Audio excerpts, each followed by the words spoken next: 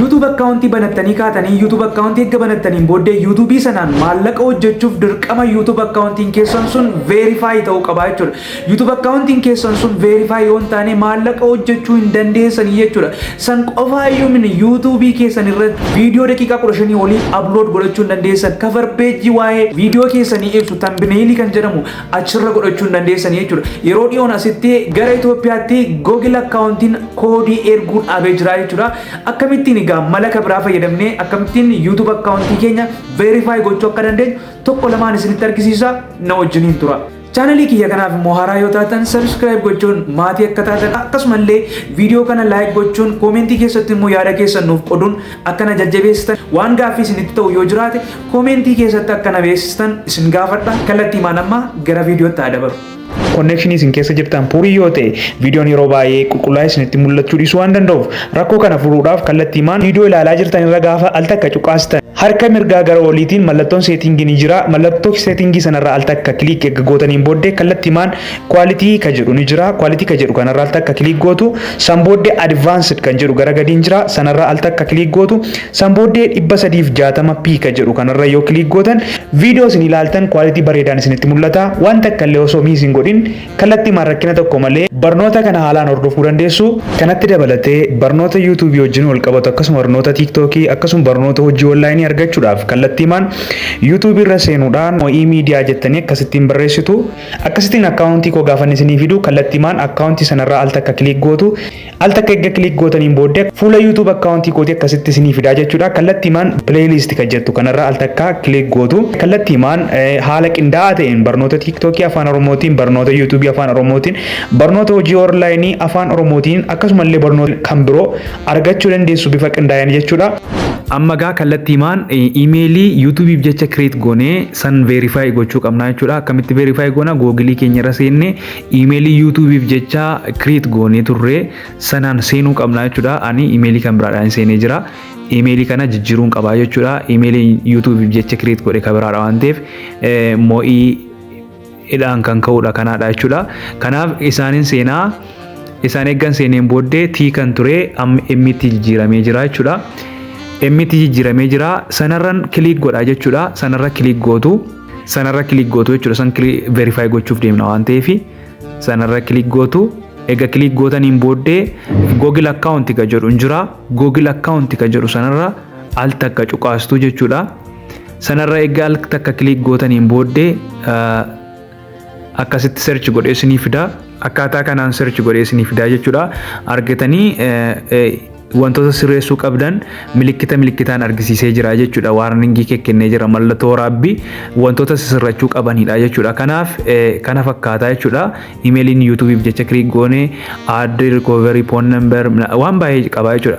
Kanaaf egaa wanta kana achees gotattu jechuudha. Achees gotattanii security ka jedhamtu hin jirti. Argitanii akkas gaafa gotattu security ka jedhamtu sanarra kliik godhattu. Egaa sanarra kliik godhataniin booddee yoo haaf security jedhee nutti argisiisanii iddoo argitanii iddoo warningii qabudha. Iddoo sirreessuu qabnu mallattoo waraabbii kakkaa'ee jira jechuudha.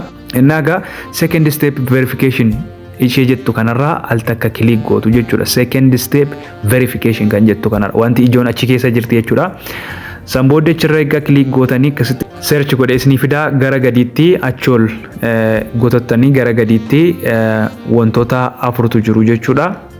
Wantoota afur jiran keessaa wantoota afur akkuma argitan wantoota afur jiran keessaa wantoota tokko bichaadha kan right taatee jirtu jechuudha.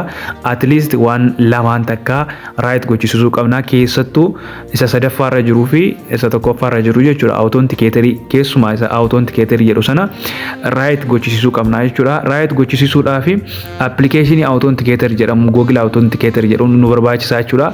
Application sana Play Store irraa buufattu jechuudha. Dursa application sana buufanneetutti deebina minimize godhaati keessaa ba'a. Minimize goonee baaneetu application sana isinitti argisiisa. Application kana ana ofii kootii buufadheen jira. Waan isheen fakkaattu isinitti argisiisa. Kanaadha jechuudha ishee kanaadha. Ana ofii kiyyaa buufadheen jira. Akkamitti akka buufattan isinitti argisiisa. Play Store irra deemtu.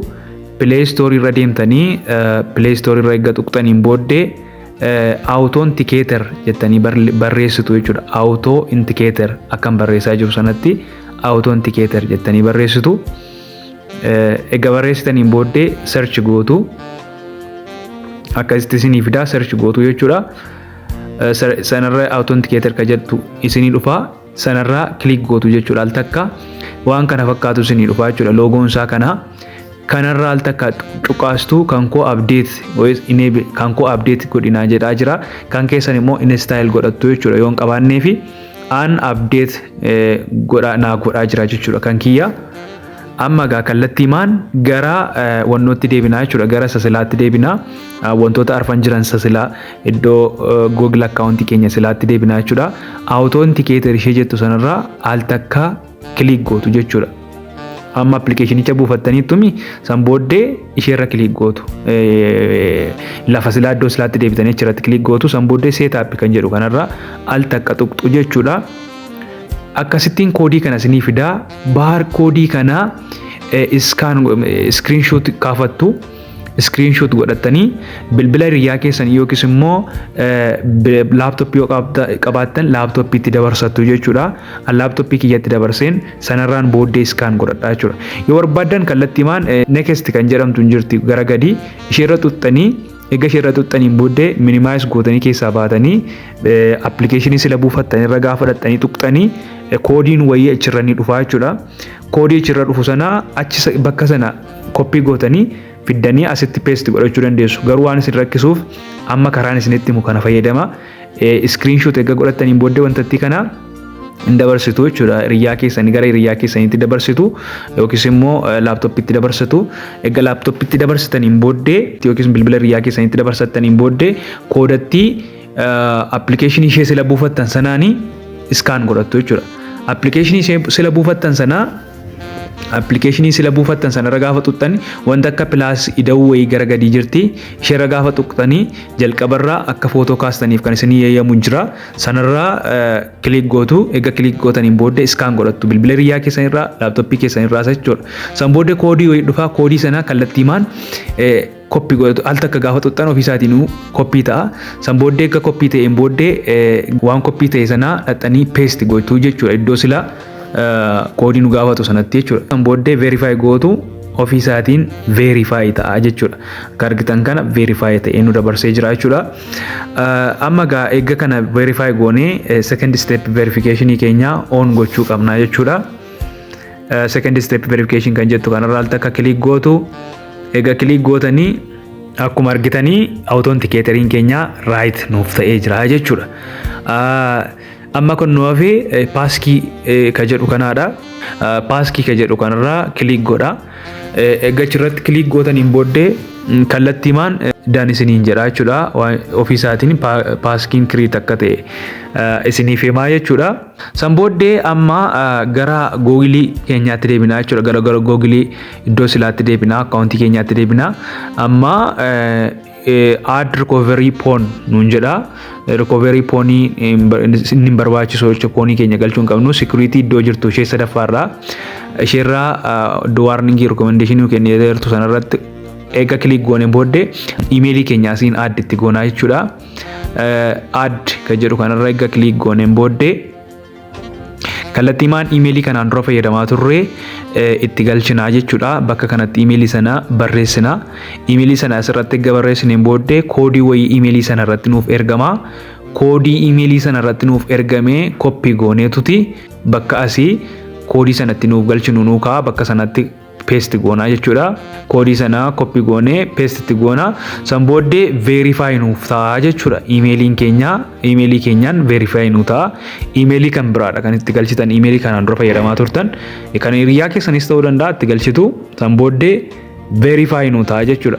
Amma ulaagaa jiru hundumaa fixnee jirra. Wantooti sila qayqay nutti argisiisaa jiran hundi isaaniiyyuu magariisa ta'anii xumuramanii jiru jechuudha.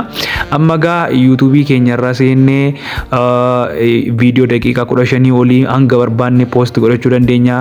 Thumbnailii keenya edit godhachuu dandeenya, irra kaa'achuu dandeenya, waan barbaanne gochuu dandeenya jechuudha. Kanaaf haala kana fakkaatuun Youtubii keenya verify godhachuu dandeenya. Barumsa guyyaa irraa waan hedduu akka barattan abdii guddaan qaba. Waan gaaffii isinitti yoo ta'e yoo jiraate immoo karaa komentii na beeksisa. Waan nu wajjiniin turtaniif guddaa galatooma.